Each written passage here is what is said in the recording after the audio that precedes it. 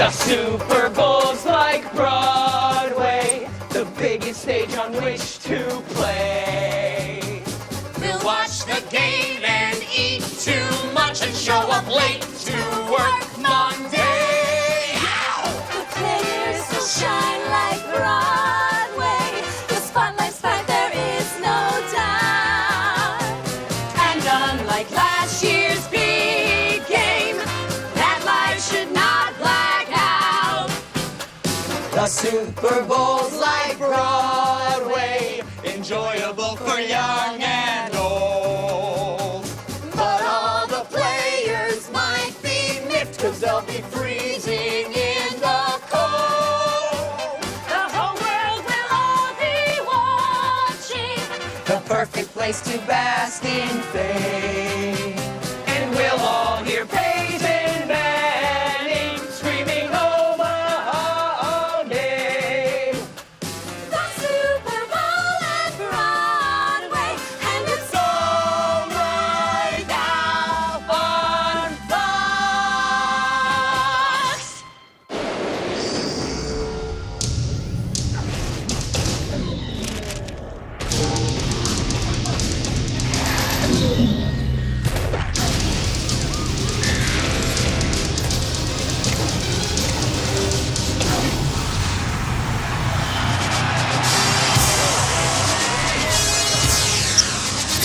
From Broadway to the Bowery and to all 5 boroughs, even over to New Jersey.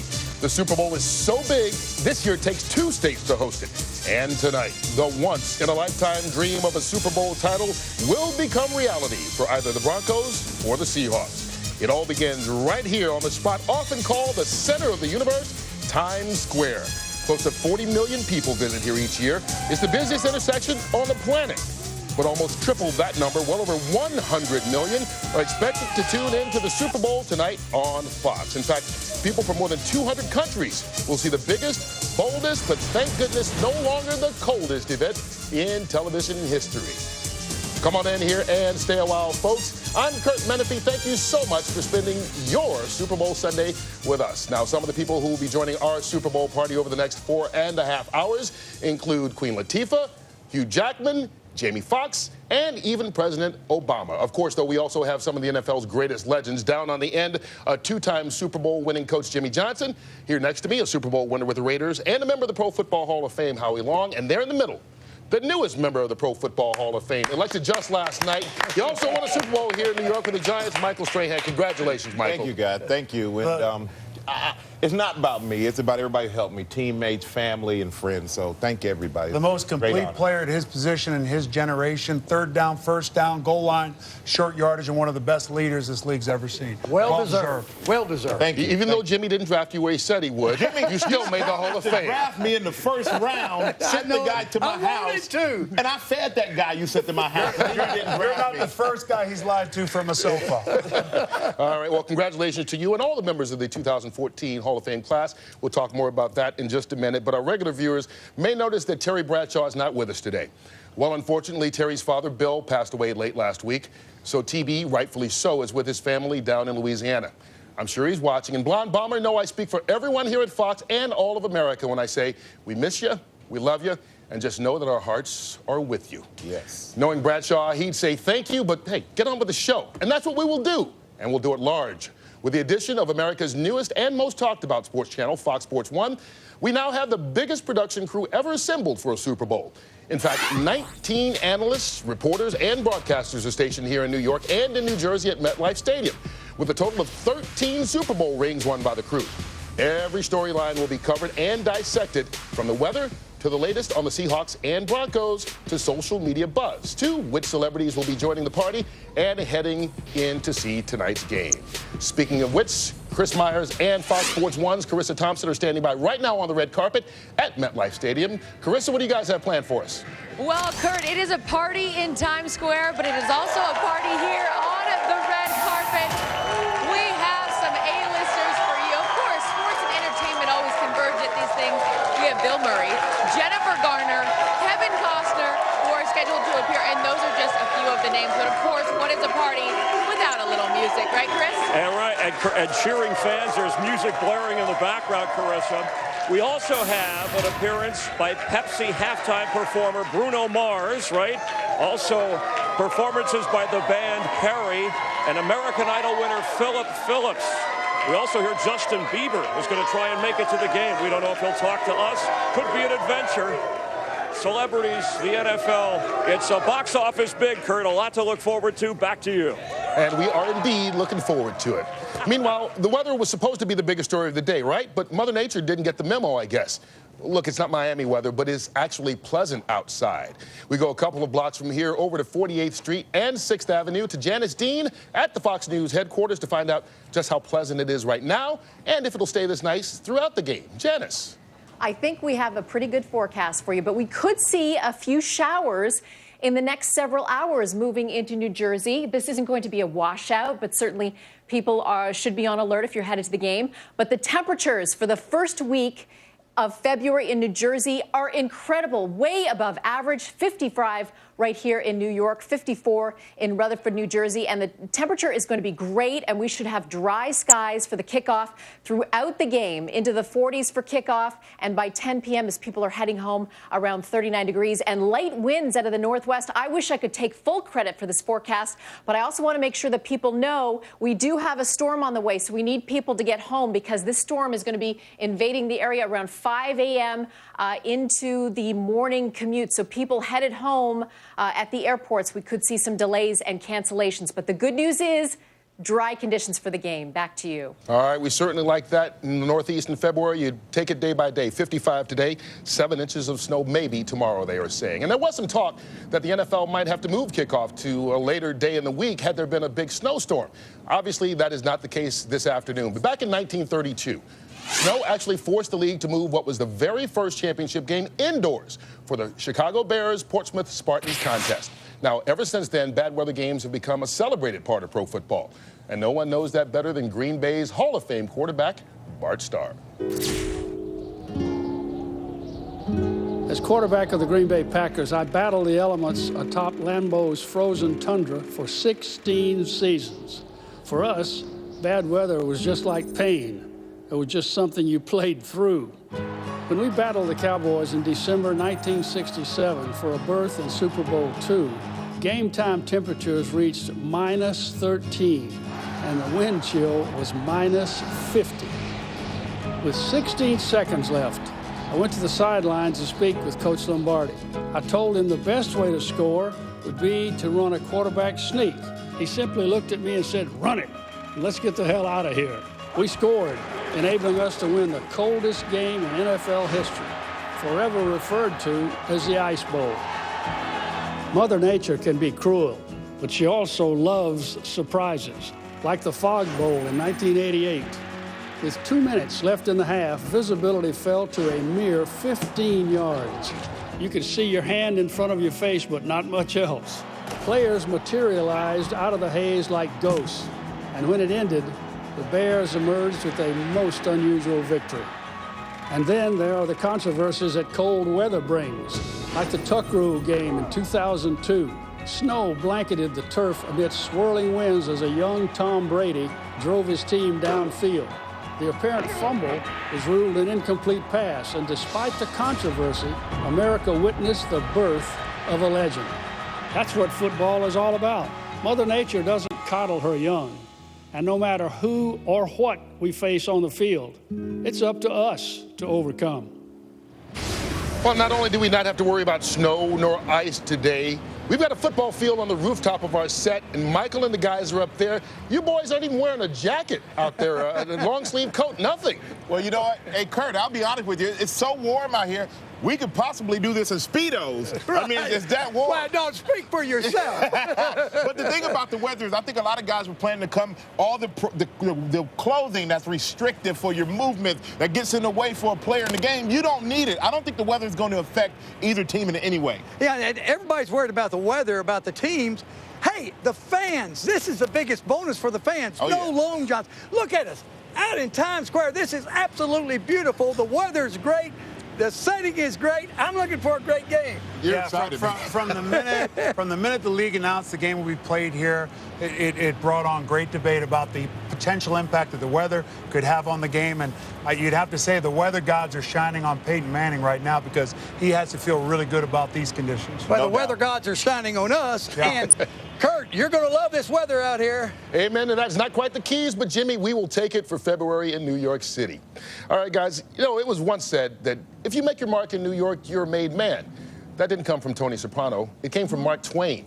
Either way, if Peyton Manning can win another Super Bowl title tonight, he will cement his legacy as one of the all-time greats. We begin the road to MetLife Stadium at the Broncos team hotel with Aaron Andrews standing by. Hello, Aaron. Hey, Kurt. Yeah, the Denver Broncos changed hotels last night. They're now at an undisclosed hotel that's closer to MetLife Stadium. They really wanted to get away from the fans in the area, their families, and get locked in for tonight's game. The buses behind me just started to rev up. The first bus leaves at 2:45 this afternoon. Peyton Manning expected to be on that first bus. A guy who knows a thing or two about playing in Super Bowls, 5 actually, John Elway. He knows what a winning and losing locker room feels like, but now he's the vice president of football ops and really the architecture of this Denver Broncos team, and he has such high hopes heading into tonight. Start spreading the news. The Broncos are heading to New York.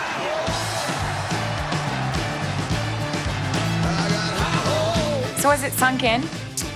You're going to the Super Bowl. You know, I'm excited for the team because this is what they work so hard for and spend so much time and work so hard to get to this point, to be able to have the opportunity to be world champions. And so we're, thrilled to be able to get back there and play in it. The 5 Super Bowls that you have played in, is there just one memory you'll have out of all of them?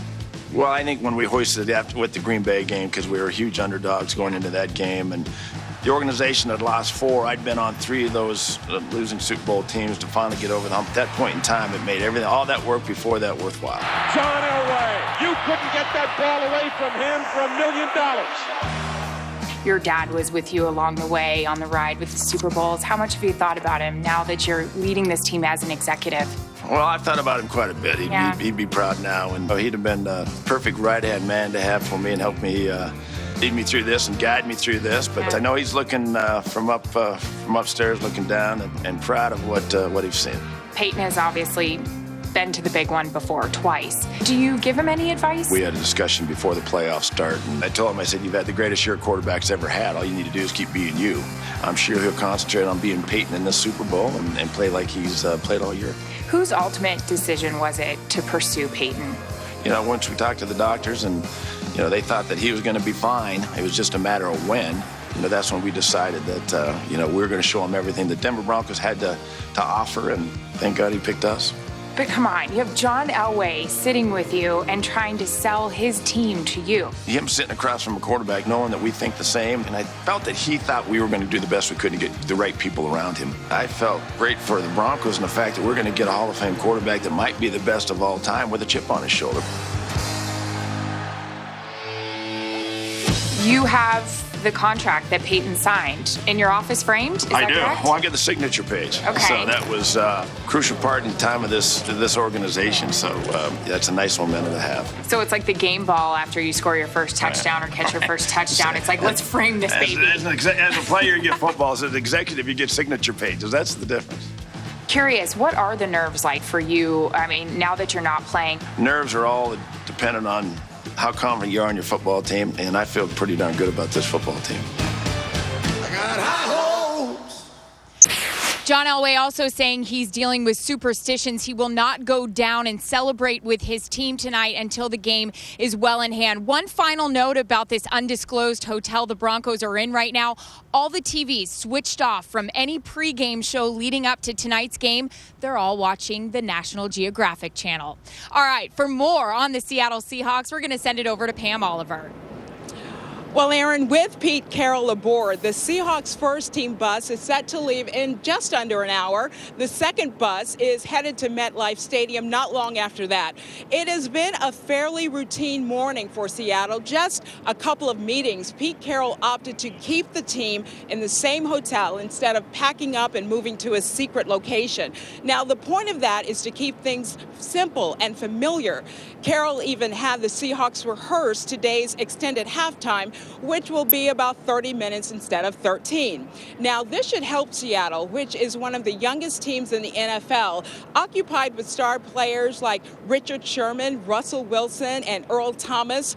Those are the ones we see and hear the most, but there are plenty of unsung players who've had a huge role in the team's success.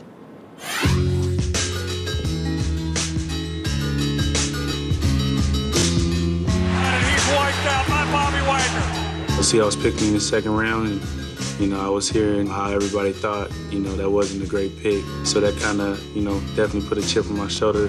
51 yards to Doug Baldwin. Well, the knock about me was basically that I was too small, too short, not big enough, not fast enough. But I like to prove the doubters wrong. Golden Tate, he makes the catch. Touchdown, Seahawks! When people doubt you, you work so much harder. To prove them wrong and to prove yourself right. I've been doubted most of my life, saying I'm too small to do this, but I always found a way. Michael Bennett hits and sacks Drew Brees. A lot of people didn't believe in me that I was going to make it this far, and the Seahawks, they always believed in me. Slap back in his face by Red Bryant. Yeah, Coach Carroll, he loved guys with chips on their shoulder, guys who have to prove something day in and day out. We know we might not get a lot of accolades, but every time we line up, we leave an impression. I'm pretty sure a lot of people were surprised, but I wasn't one of them. And I felt like, I deserved to be here, and I was just as fast, just as strong as everybody else. Just keep your head held high, kiss your fist and touch the sky. I think if somebody asked me about this team and about the character, I think I said it was a bunch of hardworking guys, with their back against the wall. People kind of look past us. We don't have a first rounder who's getting 100 targets, getting every ball thrown his way. All this attention that we're getting for being lackluster, that just adds to the fuel to our fire. We finally got a bunch of guys who all got the same characteristic in terms of wanting to prove something. A bunch of guys that you really don't hear a lot about, but bring a lot to the table. Dreamt about it.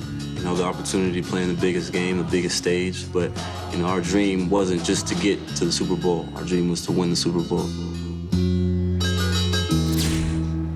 Now, in order to do that, the Seahawks will need all hands on deck, especially from those players who aren't household names just yet. Kurt, that is the story from the Seahawks Hotel. Back to you. All righty, thank you, Pam. Jimmy, I wanted your opinion here, because two different approaches. The Broncos decided to change team hotels on Saturday. Seattle stayed the same place all week long. There's no right or wrong, but which do you prefer? Yeah, Kurt, I always wanted to get my team to an undisclosed location to stay away from the family, the friends, the last-minute ticket requests. And as far as the TVs, I always told the players, I don't want you watching football, because I didn't want them to be mentally drained by the time it got to the game, because it's a long time. Mm-hmm. You know what, when we take a look at this matchup here, these two teams, Howie, both #1 seeds, and really the dominant teams in their conference all season long. Yeah, the #1 offense versus the #1 defense in virtually every statistical category. How will the matchups work? Richard Sherman at left corner, will he see Demaryius Thomas? When he's lined up on that side, I think Richard Sherman takes him in man. When they flip Demaryius Thomas over to the opposite side, I think they go zone. Will Earl Thomas drop down in the slot on Wes Welker, something he's capable of doing? And the matchup that's really a problem for Seattle is Julius Thomas. Who do they match him up with? Chancellor, is it Wagner? Either way, Denver likes that matchup. And can Peyton Manning keep this defensive front, particularly their 3 defensive end package, at bay with a varied snap count? Howie, for 2 weeks now, all we've heard is Peyton Manning, all the records that he's broken, going up against the #1 defense, the Seattle Seahawks. Now, the group that's been overlooked has been the defense of Denver. Denver played really pretty good defense throughout the playoffs. And if they can slow down Seattle, it'll be tough for Seattle to match points with Peyton Manning. And also turnover, Jimmy. Turnovers are momentum plays. They change momentum. They grab momentum. They demoralize your opponent. And Seattle's #1 in the league in turnover ratio. Yeah. They have to lean on that as well. And also special teams. You need special teams for field position. They are a running team. They need field position. Doug Baldwin's done a great job in the playoffs of helping them with that. Now you add Percy Harvin to the mix. That creates another issue for Denver to worry about. We got a lot of time to break down this matchup between these two teams, individual matchups as well. But we guarantee we're going to have a lot of fun along the way as well as we wind down the kickoff of Super Bowl 48. So sit back, relax, and enjoy what we promise will be a star-studded Super Bowl pregame show. We'll have the biggest names in the game. Peyton Manning, Russell Wilson, Richard Sherman, Seahawks owner Paul Allen, and Broadway Joe himself. Hollywood's brightest stars, Kevin Bacon, Kevin Costner, Jennifer Garner, Jamie Foxx, Hugh Jackman, Dennis Leary, Andy Samberg, and Aaron Paul, with appearances by Archbishop Cardinal Timothy Dolan, Queen Latifah, Conan O'Brien, Vin Scully, Martin Sheen, the cast of The Sopranos, and halftime performer Bruno Mars. Live performances by the band Perry and Philip Phillips. Plus much more as we kick off Super Bowl 48 on Fox.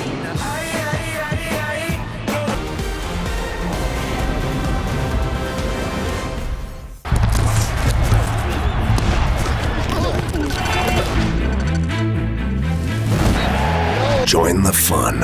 Everybody's here. Behind us are thousands of yards. The Seahawks are in it. Battled. We're going to the Super Bowl. Won. And lost. 54. Still a two-score difference. And ahead of us, only one thing awaits. The final victory. Don't miss the Super Bowl on Fox Sports. It is a cold, raw, rainy night. It is very uncomfortable for the fans, very uncomfortable for the players. A very damp and raw kind of an evening. The temperatures have fallen as the afternoon has segued into the evening. Brady stands in the pocket, fires to the end zone, and is caught. Touchdown.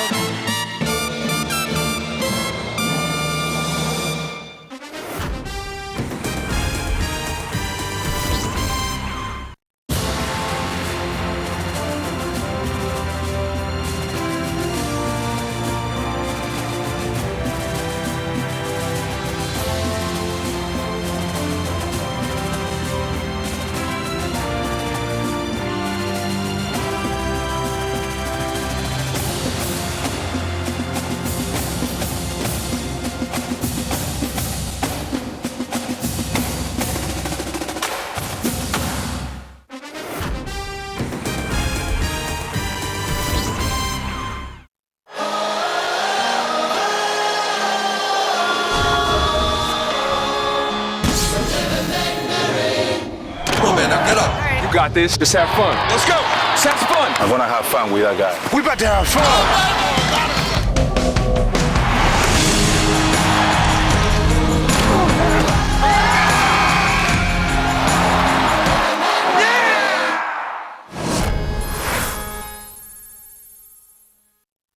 Now we're starting to throw the ball around here.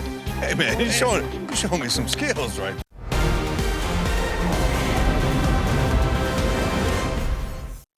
Is sponsored by Geico. 15 minutes could save you 15% or more on car insurance. My name is Thomas Brown. I'm 9 years old, and I'm here at the Super Bowl as the NFL Play 60 Super Kid. I live in Virginia Beach, and the Steelers are my favorite team. I love to be active. I'm on the swim team, I'm a Cub Scout, and my favorite sport is football. I love throwing the football around, even if it's cold outside. I read about the NFL Play 60 Super Bowl contest in my favorite magazine, and I wrote an essay about how eating healthy makes me a better athlete.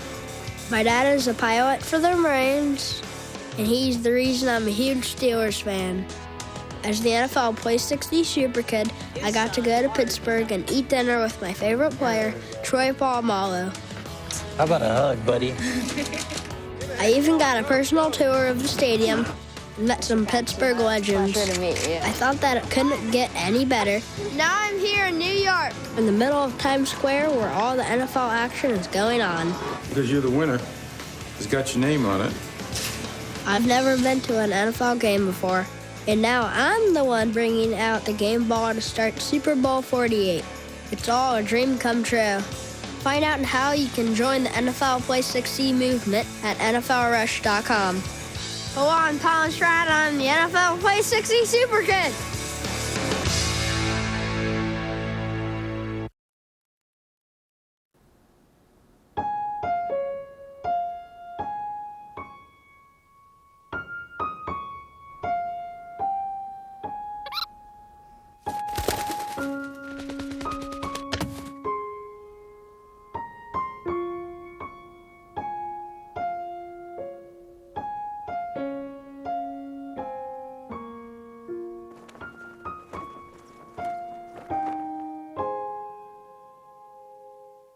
The way we see it, after a heavy snowfall, you have two options.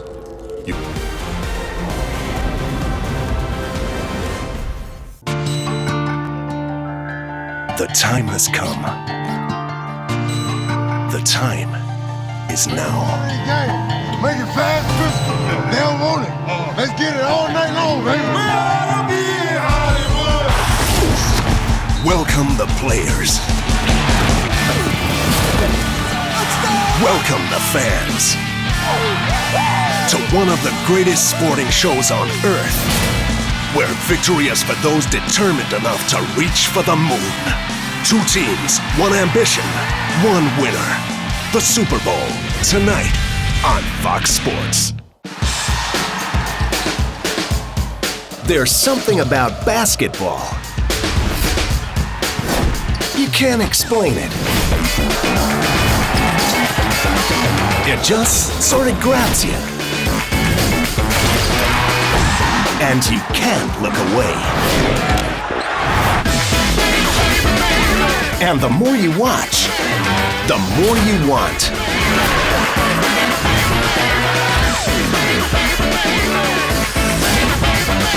American college basketball. You gotta love it on Fox Sports. I can catch fish anywhere. Absolute beauty fish. Three fishermen. I can almost taste the victory. He thinks he's God's gift to fishing now. Worlds apart. I flew 5,000 miles for this. This is embarrassing. Oh, no, friends. Only one winner. Each week, there'll be points for the catch and points for the experience. Absolutely over the moon. But who will host the ultimate fishing trip? We're just getting started. King Fishers on National Geographic Channel.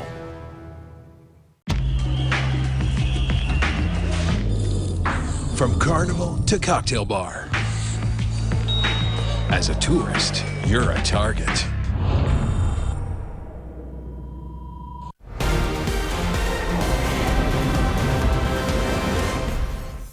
Of all time, and 14 blocks away from here at Madison Square Garden, the fight of the century took place in 1971 between Muhammad Ali and Smokin' Joe Frazier. Much like that championship bout, tonight's Super Bowl is a contrast in styles. The Ali-like finesse of the Denver Broncos, the highest scoring team of all time, against the Seattle Seahawks with a defense that hits like Frazier's left hook. Our guy Jimmy Johnson and our Fox Sports football team broke down this epic battle bout yesterday at MetLife Stadium. Kurt, everybody wants to see this #1 offense with Peyton Manning against the Seattle aggressive man-to-man defense and see how they're going to defeat it. And what Denver will try to do is against man-to-man, they're going to run crossing routes. On this first play, what we're going to have is we're going to have Julius Thomas run a crossing route. We're going to have Wes Welker. He's going to run a crossing route the other way. And when Welker goes across, he is going to try to make Howie Long, who is Cam Chancellor, run the bubble or actually have a collision. Could have offensive pass interference. Peyton Manning? Yes, sir. Take it over. Here we go. Best corner in the league. 54 is the mic. Omaha. Set. Go. Oh! Legal play. Hey, I didn't see him coming. There's a shot. The key here The key here is the ball was caught before there was any contact. And because the ball was caught before the contact, it was a legal play. Had Welker hit Chancellor before the ball was caught, it would have been offensive pass interference. On our second play, we'll have Julius Thomas shift over. Demaryius Thomas will shift down. Now we have a tight bunch formation.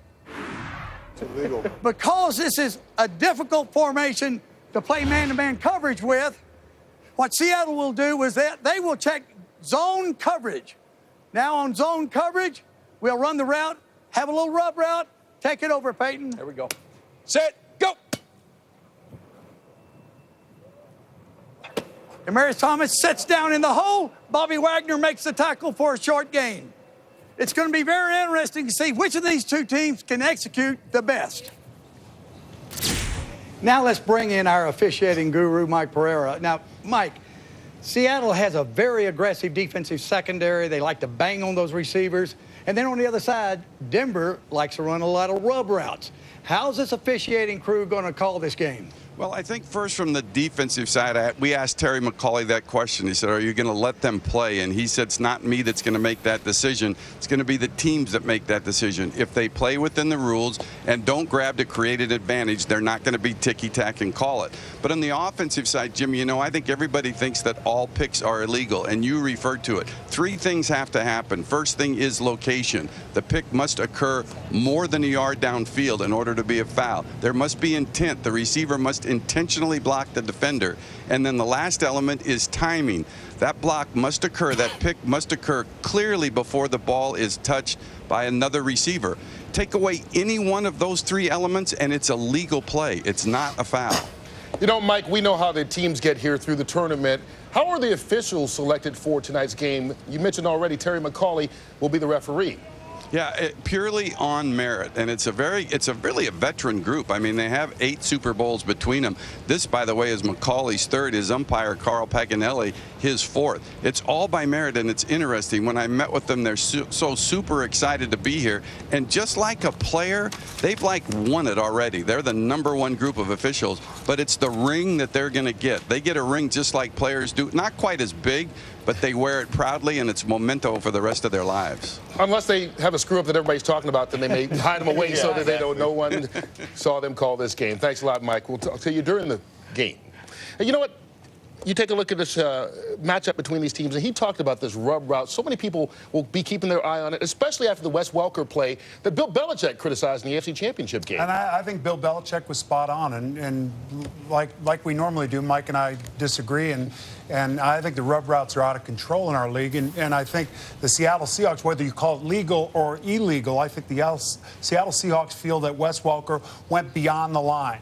And I think in today's game, when Wes Welker is running those crossing routes with the rub routes and across the middle of the football field, I think Wes Welker needs to keep his head on a swivel because Seattle secondary will have him as a target. Yeah, it'll be a very physical contest going across the middle for both these teams offensively and defensively. All right, when we get back, a little bit later on, we've got a live interview with President Obama. Plus, we'll also take the D train and head up to the site of old Yankee Stadium for a look back at the greatest game ever played, the 1958 Championship Classic between the Giants and Colts. Meanwhile, the fans of all teams celebrating New York style as we continue the countdown to Super Bowl 48 live from Times Square.